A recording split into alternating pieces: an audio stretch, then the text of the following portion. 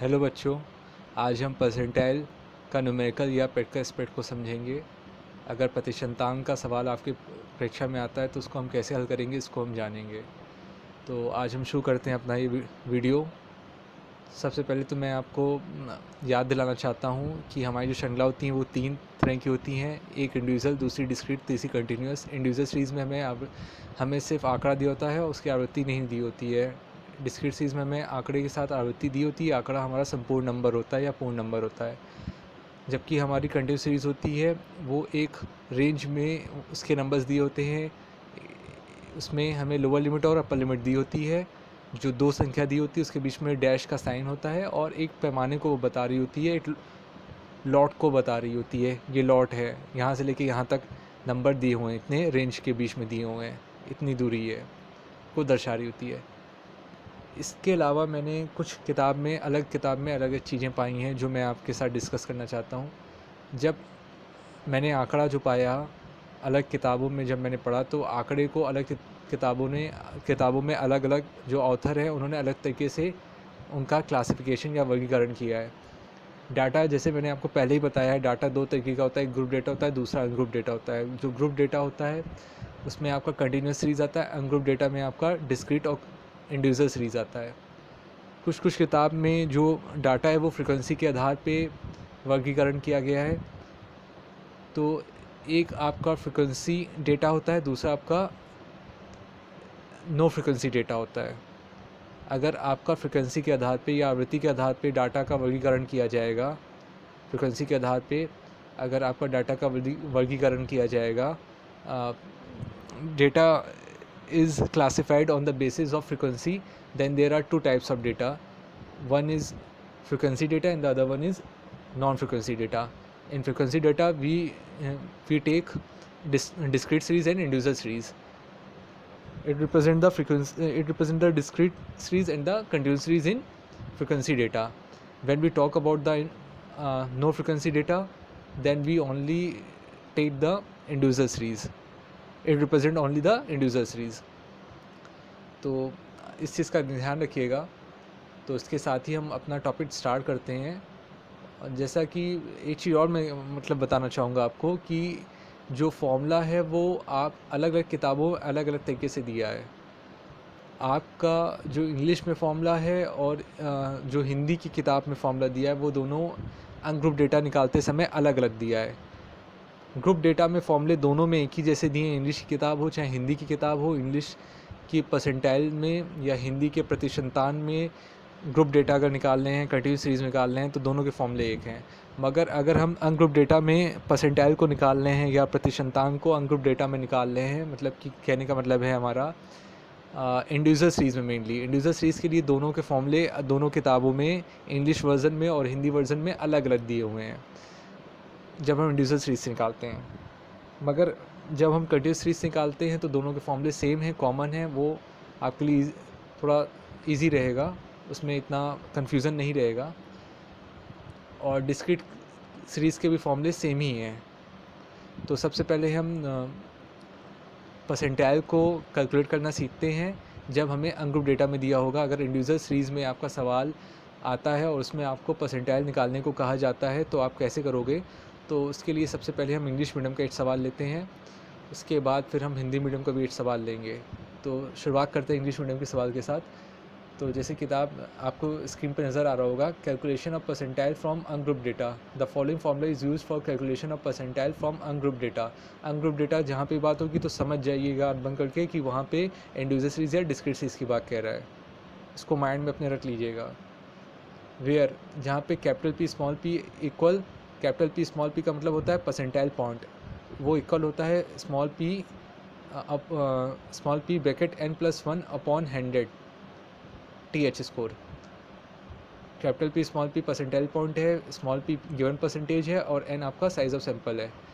अब एग्जांपल पे एक आते हैं इंडिविजुअल सीरीज़ के, मतलब अनग्रुप डेटा के। The scores of 20 students in a monthly test for class 8 are as follows. अलग अलग आपके स्कोर्स दिए हैं, 0, 8, 10, 16, 15, 6, 1, 2, 14, 15, 10, 15, 12, 25, 17, 18, 9, 14, 10, 5। Calculate P30, P75 on the basis of the above data. आपको P30 P75 निकालना है और इन्होंने 20 बच्चों के स्कोर्स आपको दिए हुए हैं।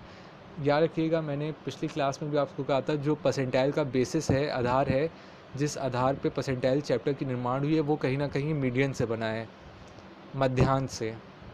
तो मध्यांक निकालते समय इंडिविजुअल सीरीज़ में आप जो प्रोसेस यूज़ करते थे मध्यांक निकालते समय, वही प्रोसेस कहीं ना कहीं यहाँ पे भी यूज़ करना है परसेंटाइल में। और कंटिन्यूस सीरीज़ में भी आप यही पाओगे आगे जाके, जब मैं आपको परसेंटाइल का क्वेश्चन कंटिन्यूस सीरीज़ में बताऊँगा। तो सबसे पहले, क्योंकि मध्यांक हम चाहें इंडिविजुअल सीरीज़ में निकालें, मीडियन को इंडिविजुअल सीरीज़ में निकालें या यहाँ पे निकालें परसेंटाइल में, हम जब इंडिविजुअल सीरीज़ में परसेंटाइल निकालते हैं या मीडियन को इंडिविजुअल सीरीज़ में निकालते हैं, तो वहाँ पे हम असेंडिंग ऑर्डर सबसे पहले नंबरों की करते हैं।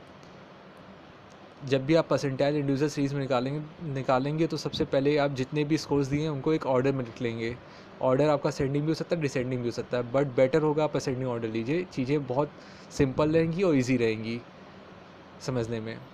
तो नंबर आप लिख लीजिएगा एक असेंडिंग ऑर्डर में। तो ऑर्डर के हिसाब से आप चलोगे तो 01, 02, 05, 06, 08, 09, और अगर कोई सेम नंबर आपको 3-4 बार दिया है तो उसी सेम नंबर को आप उसी तरीके लिख लोगे ऑर्डर सेम, एक के बाद एक के बाद एक के बाद एक, अगर सेम नंबर आपका रिपीट हो रहा है।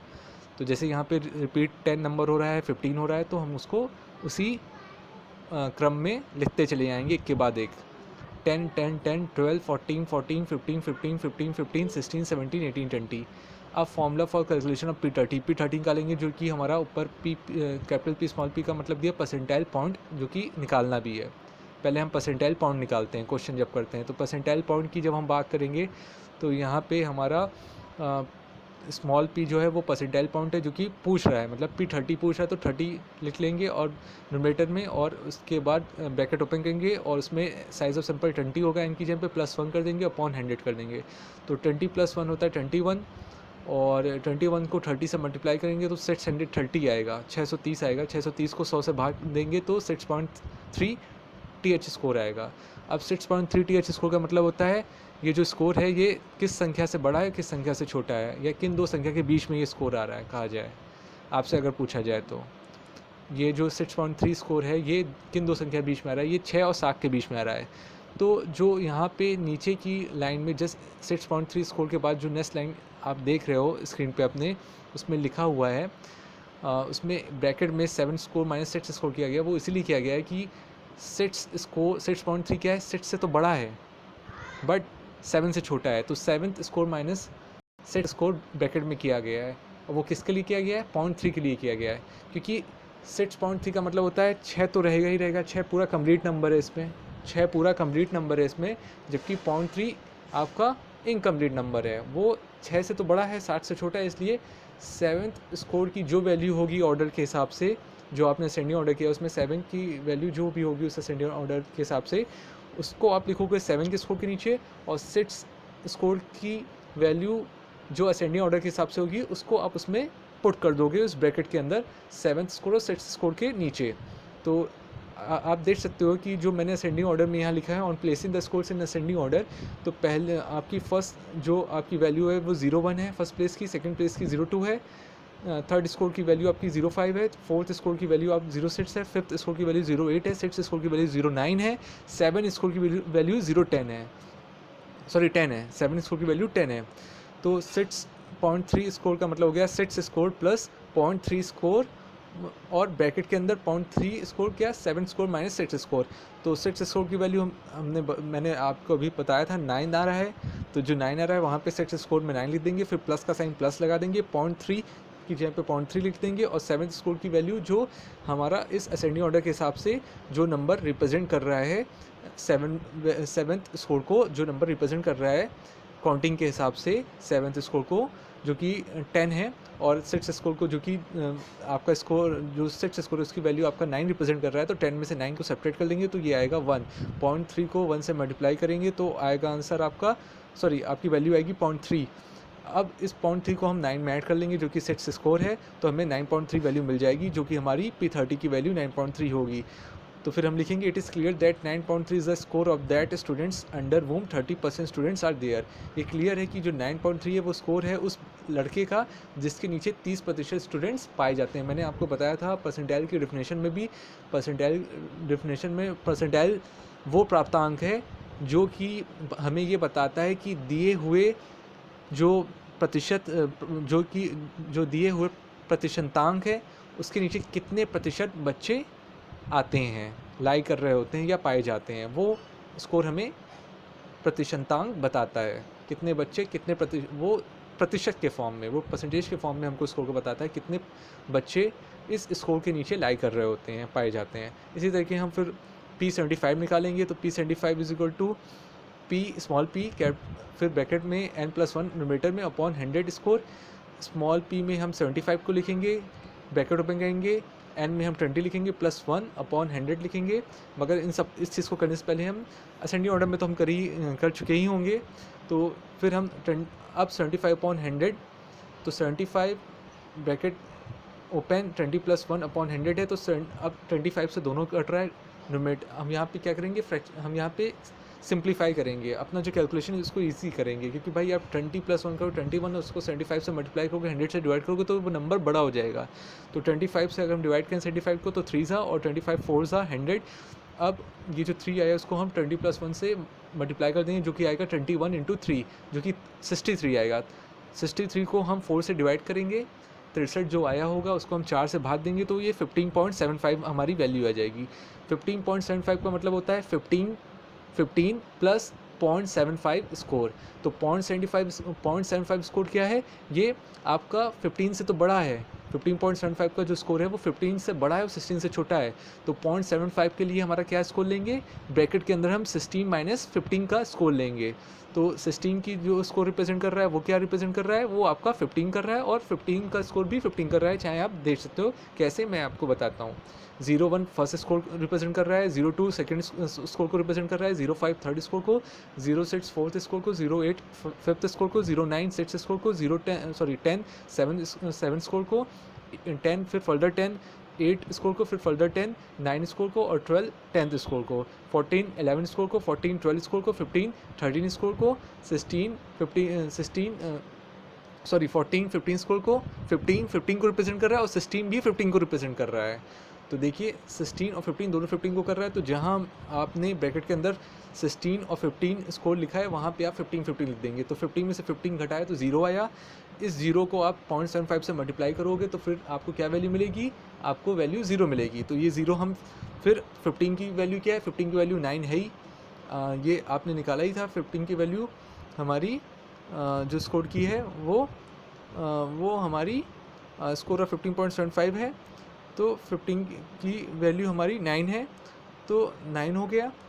15 की वैल्यू हमारी 15 ही है, 15 की वैल्यू हमारी 15 है, तो 15 की वैल्यू हमारी 15 है, तो हमारी फाइनली वैल्यू 15 में हम 0 को ऐड करेंगे तो हमको 15 ही मिलेगा। तो P75 की वैल्यू हमारी फाइनली 15 है। इस किताब में यहाँ पे जो 9 दिया है वो 9 नहीं 15 होगा, यहाँ 9 नहीं 15 होगा, इन्होंने गलत दिया है।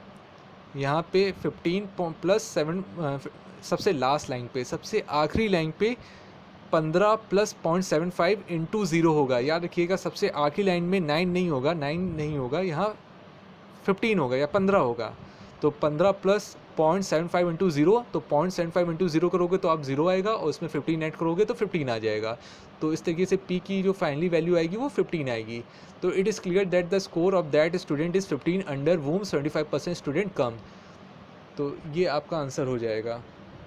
ये तो फॉर्मूला हम तब यूज़ करेंगे, या ये प्रोसेस हम तब यूज़ करेंगे जब हमें अनग्रुप डेटा दिया होगा। अनग्रुप डेटा मतलब हमें इंडिविजुअल सीरीज़ में दिया होगा, और वहाँ पे कोई फ्रिक्वेंसी हमें नहीं दी होगी।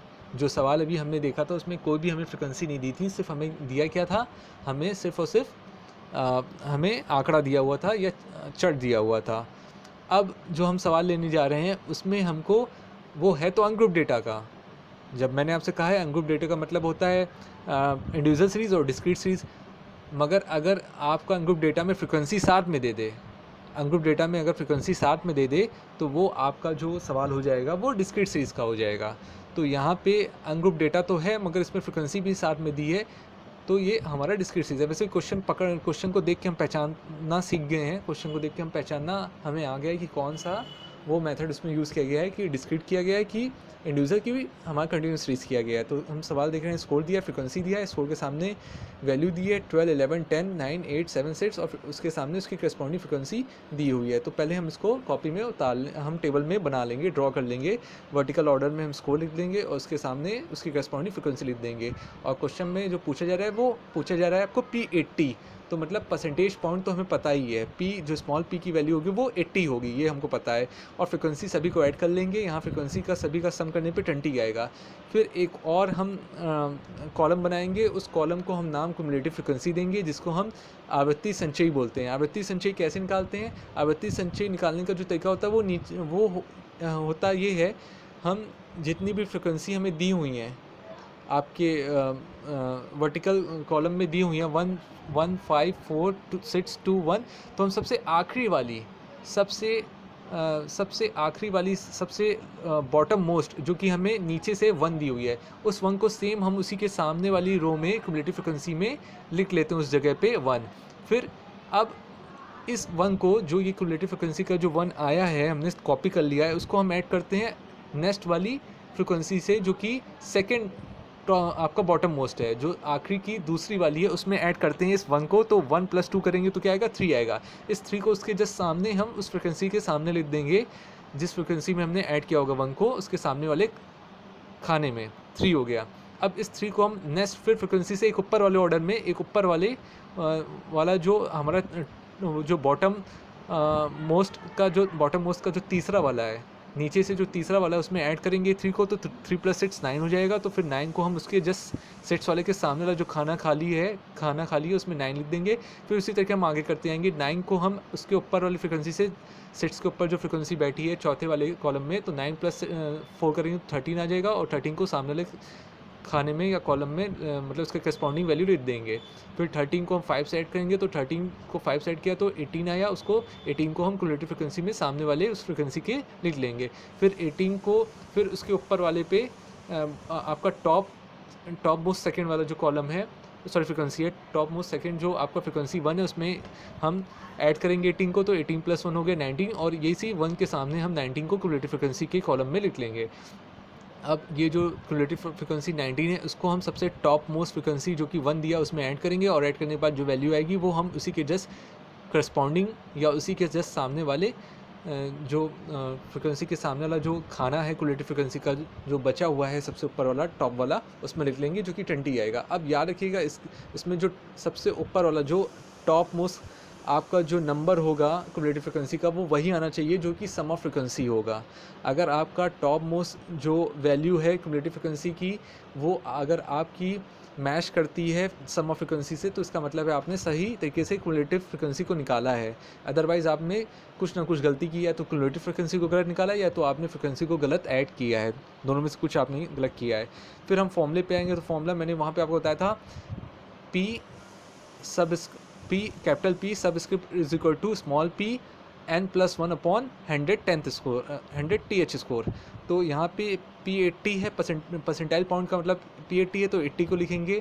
फिर न्यूमरेटर में फिर n+1 करेंगे अपॉन 100, तो n की वैल्यू यहाँ पे क्या है 20 हो जाएगी, तो 80, फिर 20 + 1 21 और अपॉन 100, तो 20 के 12 में दोनों आता है 80 100, तो 24 × 80, 25 × 100, तो 4/5 हो गया। ऊपर न्यूमरेटर जो 4 आया उस 4 को मल्टीप्लाई करेंगे 21 से, 21 4 ज़ा 84 होता है, 84 को डिवाइड करेंगे 5 से, 84 को 84 को जब हम 5 से भाग देंगे तो ये 16 हमारा 8 आएगा। अब ये जो 16.8 है ये क्युमुलेटिव फ्रिक्वेंसी में देखेंगे, क्योंकि इसमें फॉर्मूले में साफ लिखा था score against 80 n+1 upon 100 th cumulative frequency. तो क्युमुलेटिव फ्रिक्वेंसी के खाने में देखेंगे, तो क्युमुलेटिव फ्रिक्वेंसी के खाने में 16.8 की वैल्यू तो यहाँ दी नहीं है, जो हमने अभी टेबल में क्युमुलेटिव फ्रिक्वेंसी में नंबर्स लिखे उसमें 16.8 तो बच्चों ने लिखा है, बट ये 16.8 किस नंबर में आता होगा, किस नंबर को लाई कर रहा होगा, ये हमको पकड़ना पड़ेगा, उसी से हमको पता चलेगा कि इसका स्कोर क्या होगा। तो 16.8 को अगर हम देखेंगे तो उसको हम पाएंगे कि वो आ रहा होगा 18 क्युमुलेटिव फ्रिक्वेंसी में। वो कैसे आ रहा है देखिए, बात समझिए। 1 का मतलब 1 ही रहता है क्युमुलेटिव फ्रिक्वेंसी, जो आपका मैं बॉटम से टॉप पे ले रहा हूँ। क्युमुलेटिव फ्रिक्वेंसी हमेशा बॉटम से टॉप में देखा जाता है, नीचे से ऊपर की ओर क्युमुलेटिव फ्रिक्वेंसी को हम देखते हैं। तो वन का मतलब वन ही है, उसमें वन ही नंबर आएगा, जबकि जो सेकंड आपका बॉटम वाला क्युमुलेटिव फ्रिक्वेंसी है 3, उसका मतलब हो गया 1.1 से लेके 3 तक नंबर। फिर आपका 9 वाला जो तीसरा नीचे से तीसरा जो नंबर है 9 क्युमुलेटिव फ्रिक्वेंसी का, उसका मतलब हो गया वो उसमें इसमें जो संख्या आएगी, इसमें संख्या आपकी 3.1 से लेके 9 तक आएगी। फिर चौथा आपका 13 है क्युमुलेटिव फ्रिक्वेंसी नीचे से ऊपर। 13 का मतलब हो गया कि इसमें जो नंबर लेंगे हम वो 9.1 से लेंगे, 9.8 से लेके 9.1 से लेके 13 तक। फिर 18 जो क्युमुलेटिव फ्रिक्वेंसी है, इसका मतलब हो गया इसमें जो वैल्यू आएगी वो 13.1 से लेके 18 तक। और फिर उसी तरीके 19 का मतलब है 18.8 से लेके 19 तक, 18.1 से लेके 19 तक। और 20 का मतलब है 19.1 से लेके 20 तक, मतलब 19.1 से लेके 20 तक। तो इस तरीके से वैल्यू उसमें लाई करती हैं। तो 16.8 की जो वैल्यू है उसके हिसाब से अगर हम बच्चे देखेंगे तो पाएंगे कि 16.8 कहाँ आ रहा है, वो आ रहा है 13.1 या 13.1 से लेके 18 के बीच में। 16.8 क्या है, 13.1 से लेके 18 के बीच में आता ही है।